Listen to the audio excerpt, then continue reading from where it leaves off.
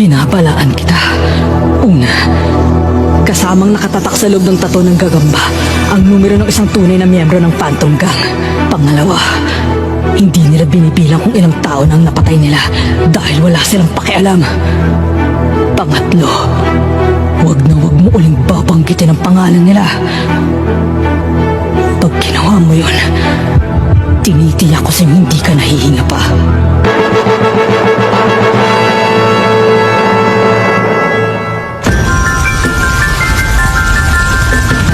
Nagpresenta si Leorio sa pang-apat na laban.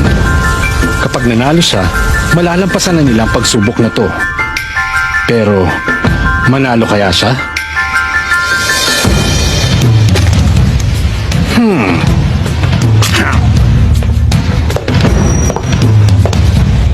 Gawin na natin! Tatapusin ko na ang laban na to! Itapon niyo na yung basurang yan at iharap niyo sa akin ang susunod niyo na pambato!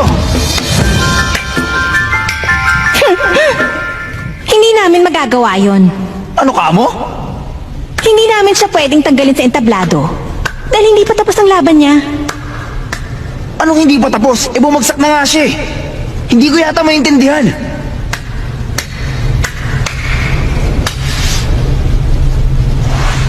Hindi pa tapos dahil buhay pa siya. Nawala lang siya ng malay. Nalimutan niyo na ba? Deathmatch ang pinili nila. Hindi matatapos ang laban hanggat hindi namamatay o sumusuko ang isa sa kanila. Buhay pa siya at hindi pa siya sumusuko, kaya tuloy pa ang laban. Kainis! Sagabal pa yung mga patakaran na yan. Sa bagay, may katuturan din naman ng mga sinabi niya. Sangayon din ako. Ganun pala. Bumalik ka na tong Kurapika. Yung pangit na kalaban mo, buhay pa daw. Tapusin mo na! Ayokong gawin yun. Oh? Bakit ayaw mong gawin? Dahil natapos ng laban naming dalawa. Sumuko siya. Umayaw na siya bago ko pa siya sinimpok. Hindi na niya gustong lumaban pa. Hindi ako pumapato sa isang bumagsak na at ayaw ng lumaban. Nagbibiro ka ba? Ano nang gagawin natin ngayon? Sinabi nilang hindi pa daw tapos ang laban mo, kaya tapusin mo na! Hintayin niyo siyang magising. Ha? Pagising niya, hayaan niyo siyang magsabi kung tuloy ang laban namin o hindi. Ano ka ba naman? Nakalimutan mo na ba na may time limit tayo dito? Wala na tayong oras para umupo at maghintay. Sinabi ko na kaya ko siyang tapusin. Bakit ka ba nagmamatigas? Alam mo, kung ayaw mo gawin, pwedeng ako nang gagawa. Kiluwa! Hindi ka pa nakapatay kahit kailan, no? Takot ka ba? Hindi ko pa napagnilayan kung nakakatakot bang pumatay ng iba o hindi. Pero kahit na ba, one-on-one ang laban. Hindi ka nila papayagang makialam. Siguro nga tama ka. Pero kasi, nagtutulungan tayo bilang isang koponan, kaya hindi ka dapat makasarili. Ah, may kabuluhan din palang mga sinasabi mo. Magpatuloy mo lang yan. Kita mo, apektado ang lahat sa ginagawa mo. Pasensya na pero hindi pa rin magbabago ang isip ko. Ang tigas talaga ng ulo mo, ha? Okay! Magkaroon na lang tayo ng potongan! Kung gusto niyo tapusin ni Kurapika ang sinimulan niya, pindutin ang bilog. Kung pahit kayong walang gawin, X! Okay, go! Bakit ganon? Hindi ko magana! Baka kasi dahil tayo nagtatanong sa sarili natin. Huh? Kinikwenta lang ng orasan ng mga sagot natin kapag galing sa examiner ang tanong. Oo nga pala. Nadala lang ako nun. O sige! Mano-manong butohan na lang tayo! Lahat ng gustong tapusin ni Kurapika ang kalaban, itaas ang kamay!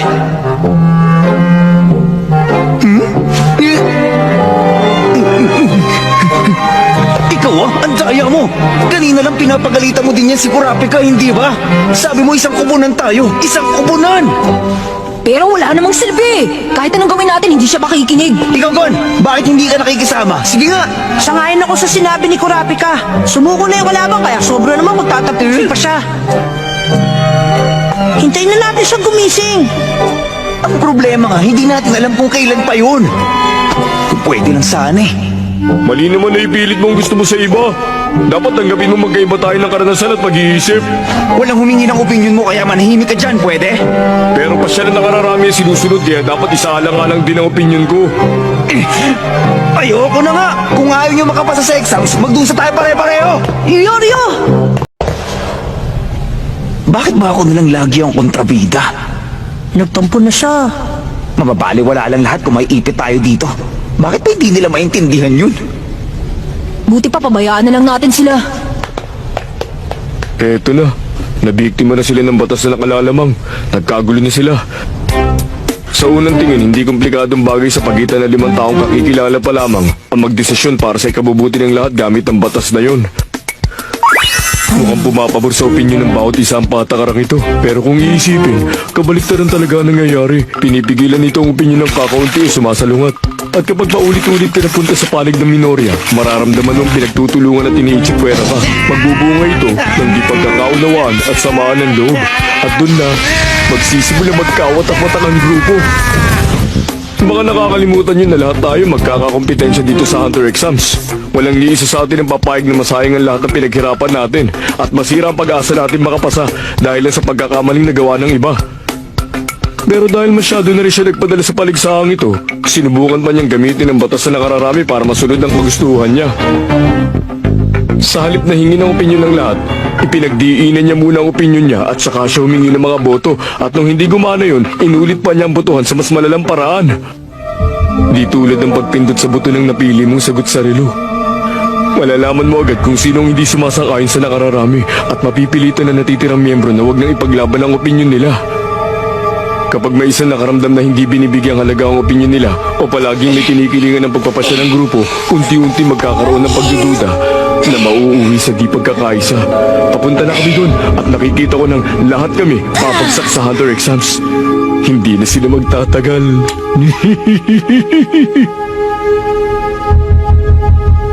Tingnan nyo, mukhang nagkakainitan na ang grupo nila dun sa kabila.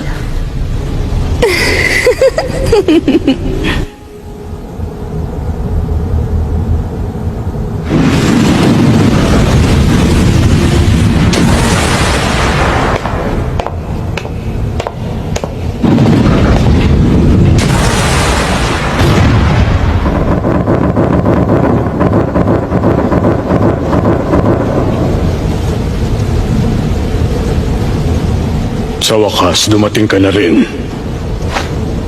Hisoka. Hindi ako examiner ngayong taon. Nandito ako para magiganti. Wala akong ibang inisip mula nung exam nung nakaraang taon, kundi wakasan na ang buhay mo. Pagbabayaran mo ngayon ng mahal ang ginawa mo sa mukha ko! Pinapahiwatig ng mga peklad dyan sa mukha mo na wala kang kakayahan maging examiner. Tama ba nga kung sisihin mo sa kakulangan mo? Tama ng daldal! Kumanda ka ng mamahalam! 2 sandata ba?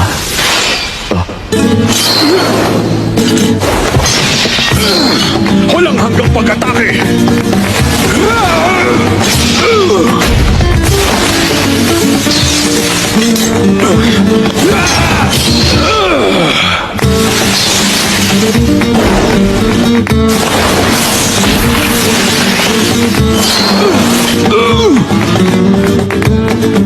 Hindi pa tayo tapos!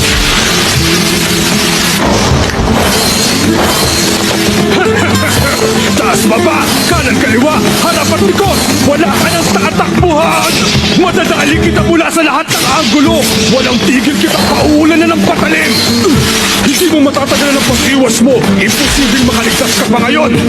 Pahihirapan kita hanggang sa mamilipit ka sa sakit. Tapos ka na ng Hisoka!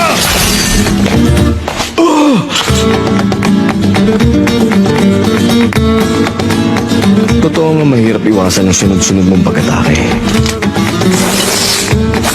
Kaya ang dapat lang gawin ay patigilin ng mga patalim, hindi ba? Hindi maaari. Kalahating taon ang ginugol ko para lang masanay ako sa pagsalo ng mga patalim na to. Ayos ba? Akala ko mahirap gawin, ang dali naman pala. Maraming salamat sa paglibang mo sa akin.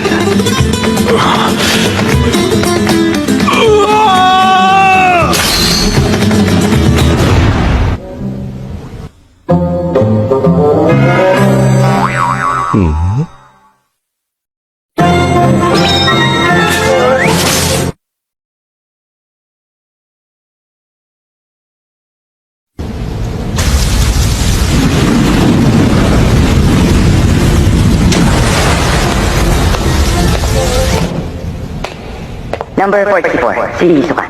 Unang aplikanteng nakapasa sa sikatlong pagsubok. Nakatatapos sa loob ng 6 na oras at 17 minuto.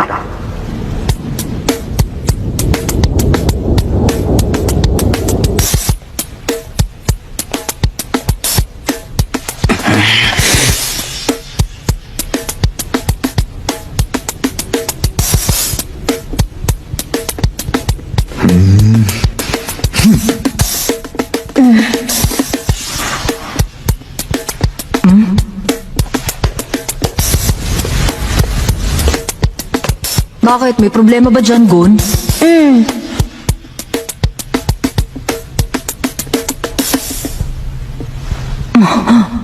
Oo nga, no. Excuse lang. Yung natutulog doon, mukhang patay na siya. Sigurado kayo? Kasi nakailang oras na pero hindi pa siya gumalaw ng kahit konti mula kanina.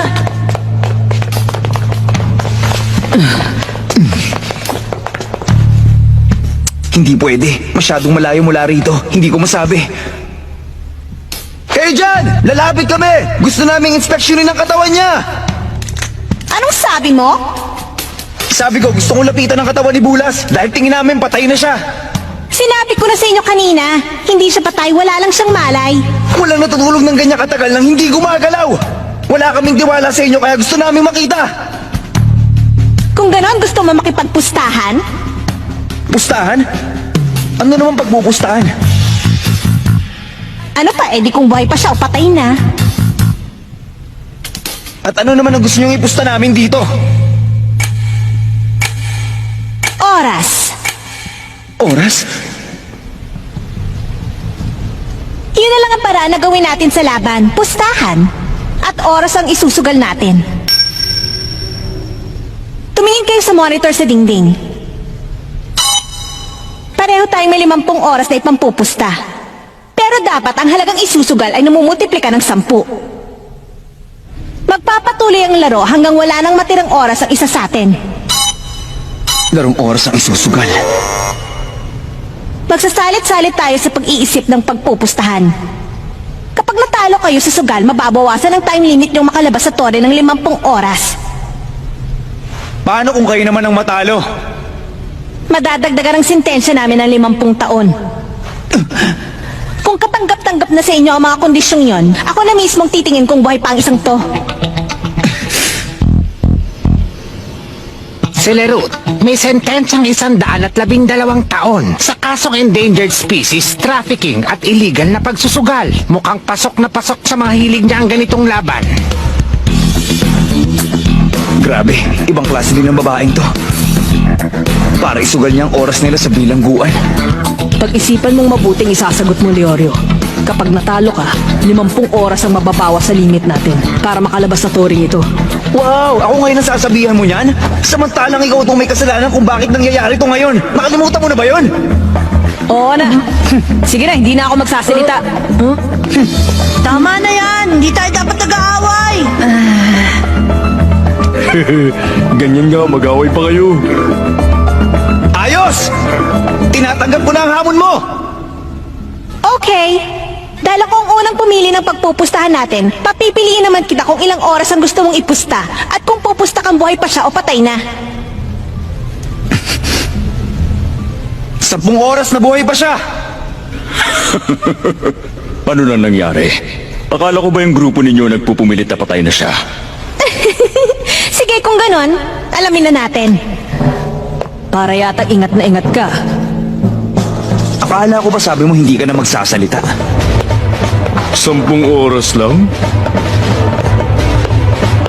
Ito na lang ang naisip kong paraan. Kahit lumabas pa na mali ako, basta makumpirma kung patay na siya, mapupunta na rin sa puntos namin ang panalo ni Kurapika. At kung talagang wala na talagang malay ang dambuhalang to, sisipain ko na lang siya para magising.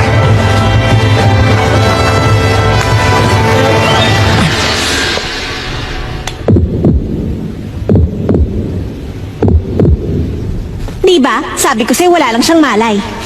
Mukhang gano'n na nga. Yes! Nauna nang nakalamang ng punto si Leorio! Tagilid tayo. Huh? Tingin ko, buhay nga ang isang yun pero baka hindi na siya magising. Anong ibig mong sabihin?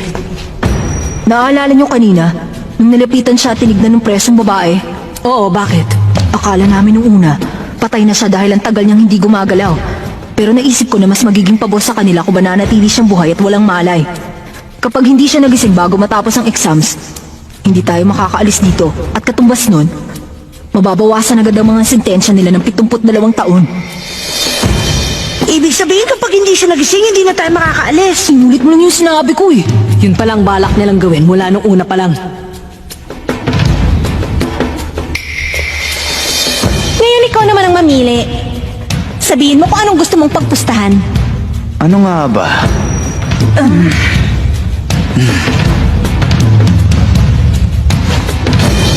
Pagpustahan natin kung talaga bang wala na nga siyang malay o nagpapanggap lang. Okay yun ah. Oy, ano nang gagawin ko? Hindi nakasama to doon sa sulat. Paggising ko may sulat sa harap ko at nakalagay doon na dapat magpanggap akong walang malay at itago kong papel sa bibig ko para hindi nila makita. Naintindihan ko kaagad ang plano. Kung magpapanggap akong tulog, hindi na sila makakaalis dito at mapapaiksi ko ang sentensya namin ng 72 taon. Ano na ngayon?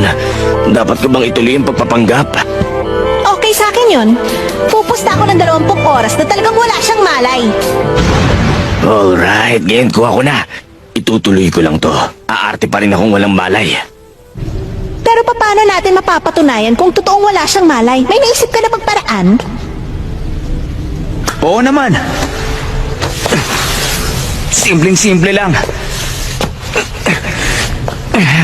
Bigat ah.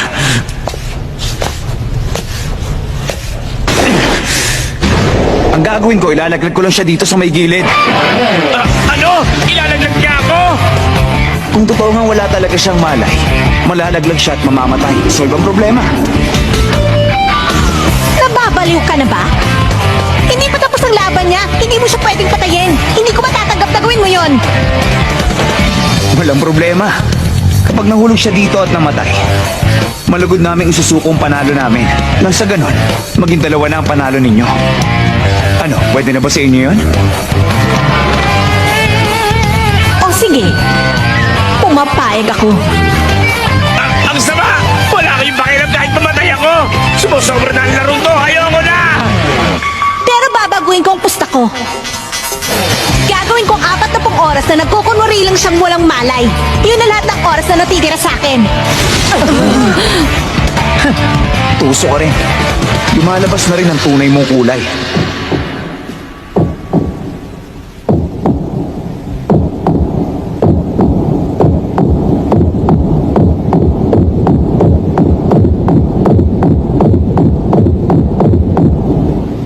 Bibitawan ko na siya. Wow! Gising ako! Gising ako! Suko na ako! Huwag mo akong biniwan! Tulong! Ayoko bang mamatay! Good morning! Mga baliw kayong lahat! Hindi nakakatawa yon. Ayoko na! Talo na ako! Suko na! Wala na akong pakialam sa pangganyak! Ibalik niyo na ako sa loob ng kulungan kung saan mas ligtas!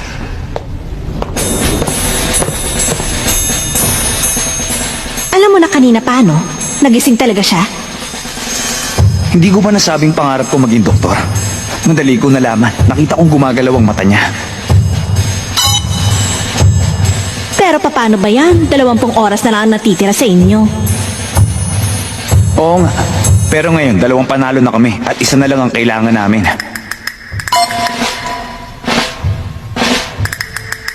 Paano? Ituloy na natin ang laro. Sabihin mo na kung anong sunod na pagpupustahan.